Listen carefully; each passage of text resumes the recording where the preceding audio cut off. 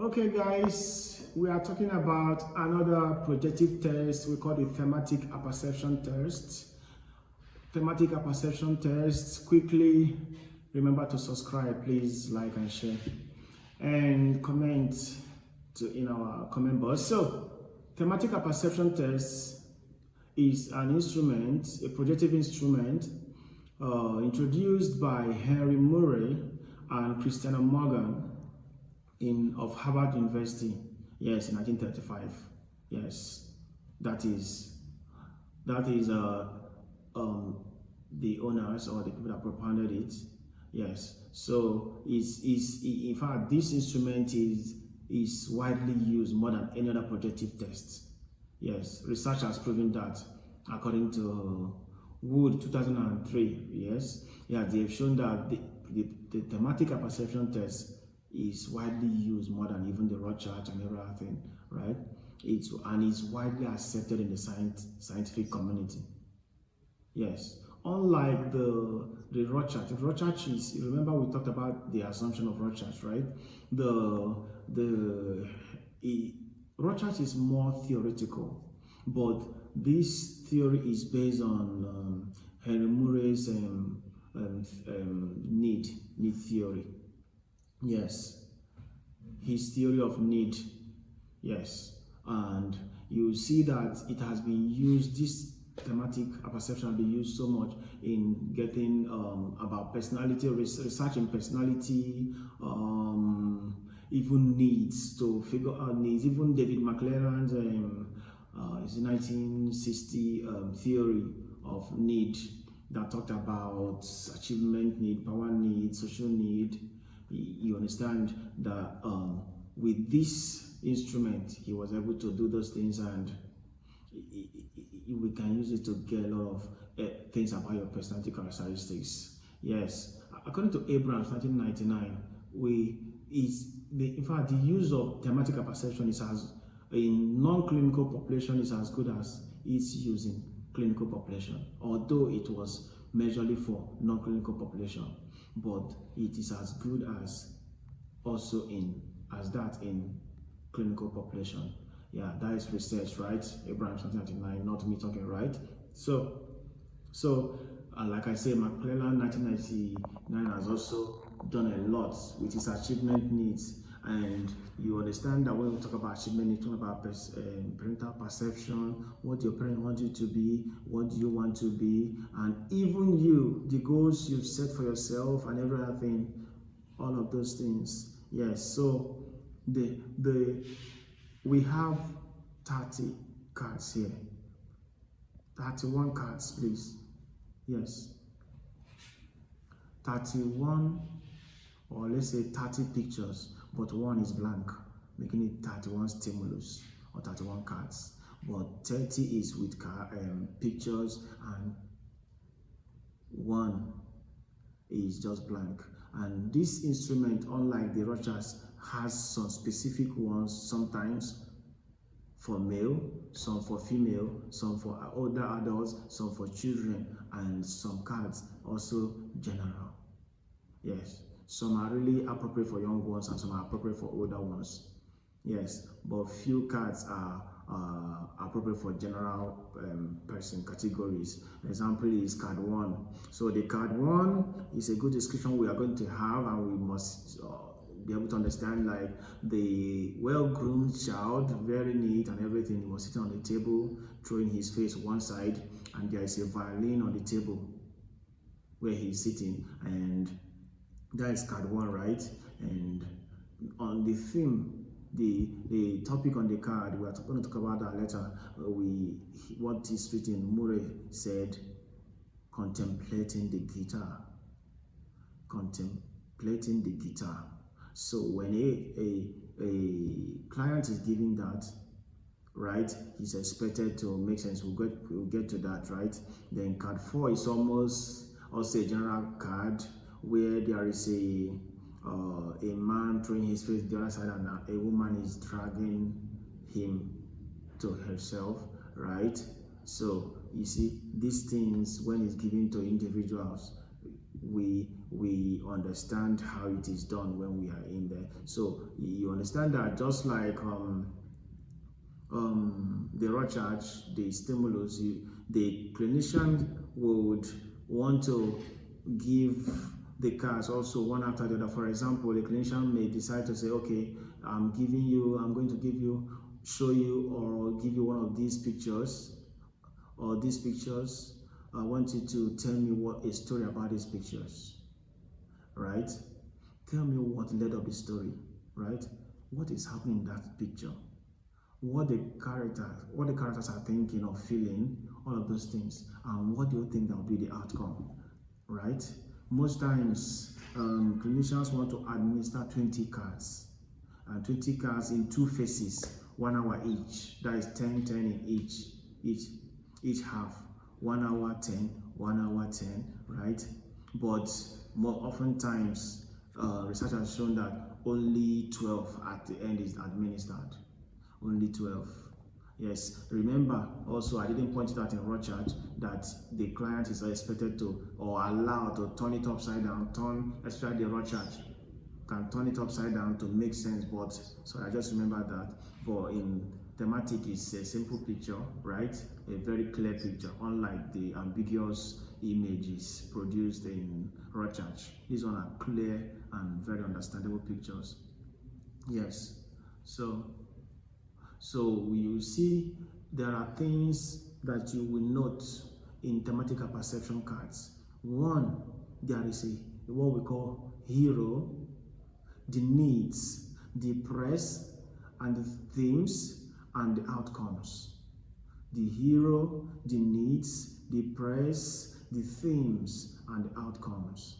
So like card 1, I said contemplating the guitar. That is the theme on the card, right? That is the theme on the card. Then what is the hero? The hero, you know, in the card, you may, however, see more than one image of a person, right, or a thing or object, but anyone that the client mostly identify with, any of them the client mostly identify with is known as the hero. For example, the first card, the client may say, okay, the boy is tired and they want him to practice his guitar, or the boy is the hero there. Another person may say, I think the parents are disturbing him too much. I think the parents are tired or are frustrating the child. They want him to learn all of those things, but the boy doesn't want to learn the violin. You see the hero there might be the parents, right? If more than one character seems to be more important, right? If more than one, among those important ones, there must be one that is more important, or that must look like the features or the activities or the behavior of the client. Then it should be selected as a hero, right? Yes. Then the motives. You know, we're talking about the press, yes, or the needs, right? So we're talking about the needs of the hero. That is that person you're talking about. Oh, this child doesn't like guitar. He wants to go and play ball. You see, you are now highlighting the needs, right? So they consider the intensity, the duration, the need, the intensity of the need, the duration of the need, right? The frequency of those needs, yes, and that will manifest or relate to the importance of those needs, yes.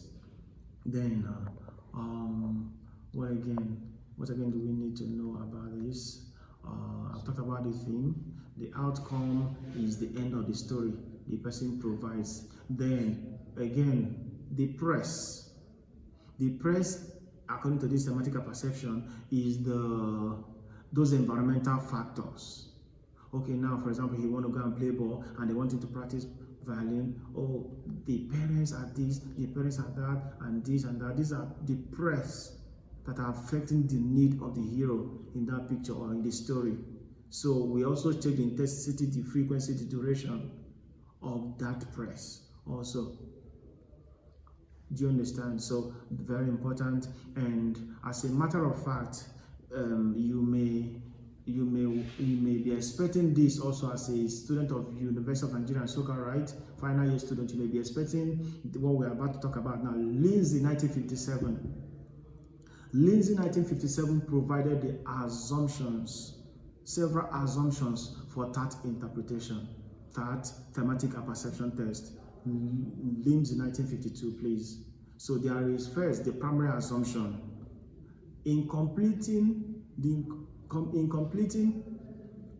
the unstructured situation, right, the client reflects their own characteristics. And when we say characteristics, we're talking about their thrivings, their needs, right, their dispositions, their conflicts, right? This is the first and the primary assumption. Yeah. In completing an incomplete or unstructured situation, individuals or clients review their characteristics, thrivings, that's their thrivings, their dispositions, their personality, their needs, etc. That is the first assumption of this thematic apperception test as provided by Lindsey 1952. So you may see an exam state the Lindsey's assumption, Lindsey 1952 assumption of the TAT. You should be ready. So the primary, we have talked about it. Other assumptions includes, that the storyteller often identify with one hero, that is with the characteristics of that person, right? And when we're talking about this imaginary hero, he's talking about the feelings, the thrivings, the frustrations, the needs of that hero. That is the first one. Then the storyteller's characteristics may be represented symbolically. Yeah, I'm trying to either directly or symbolically. Yes, that is the next assumption, that the storyteller's representation could be represented directly or symbolically. Those characteristics, they may not be direct with it, they can represent it symbolically. Then all stories are not of equal importance. All stories are not of equal importance. That's number 3. Yes. So number 4, the stimulus that are less likely, that less represent the hero, right? Let's say they are less likely to be represented to the ones related to the stimulus material. The ones that are less likely to the main character are less likely to represent or reflect the characteristics of the client, right? I hope I'm making sense with this. I'm trying to remember them. Now, there are the ones we call the recurrent themes. Anyone that you check the intensity, the frequency, and they are recurrent among the stimulus, they are more likely to reflect, to reflect or mirror the characteristics of the storyteller. Those ones you see that are frequent or recurring in most stimulus. That is assumption 5, right? Very important. Yes. So the stories, they momentarily reflect those characteristics. Yes. And they could be aroused by temporal environmental factors. Yes. They could be aroused by temporal environmental factors. Then, again, the assumption says that these things may reflect some past defense, like defense or hidden things about the storyteller. And most times, this assumption said that this past about the storyteller may not be, when I say storyteller, I mean the client, it may not be personal experience, but things he experienced from others around him or her. Yes. So, but if the client is manifesting those things or reflecting them in the story, it is telling you that they have impact in the person's characteristics. Person that has gone through rape, or have seen somebody going through that, or armed robbery, right, and they are talking about it, it means that it has impact on them. That's seventh assumption. Yes, and sometimes number eight assumption say that these stories may still show their relationship about group membership or other social cultural factors concerning the storyteller. Yes. Then those dispositions and conflicts, number 9, those dispositions and conflicts, they could be what should I use? They could be from unconscious. They may be unconscious, and they may not be reflected overtly, or meaning that you may not see the person acting those things out, but this could be a subconscious manifestation, right? So I have tried to drop this, and these are Lindsey's 1952 assumption of thematic apperception, and this is where we'll draw the curtain concerning today's video. Thank you, and see you in the next video.